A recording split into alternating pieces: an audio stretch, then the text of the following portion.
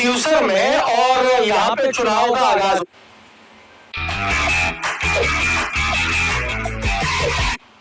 इनके अलावा कोई मिलेगा ही नहीं। ऐसे बहुत आए और बहुत चले गए। इस समाज में एक से एक बड़ा ऐसा व्यक्ति है, साधारण व्यक्ति। इस मोती सिंह जोधा को भी यदि लोकसभा में बैठा दिया जाए तो सर्वश्रेष्ठ सांसद साबित हो सकता है। एक टांग ऊंची करी, एक नीची करी, बेटे कटी मैं रुमाल ले मैं और निकल जाऊंगा हो जा रे पेड़ो खाई हुई भाई के भाई डीजे बाजे जाना रेवन जी चलो भोजेरो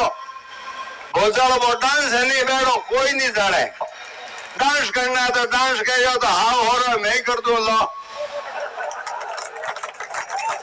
ज्योति जी कहीं कह रहे के भाई डीजे बाजे जाना रेवन जी चलो भोजेरो भोजालो वो डांस है नहीं बैठो कोई नहीं जाने और चाहे कड़ब बढ़ाए लो मूंग बढ़ाए लो किसान भाइया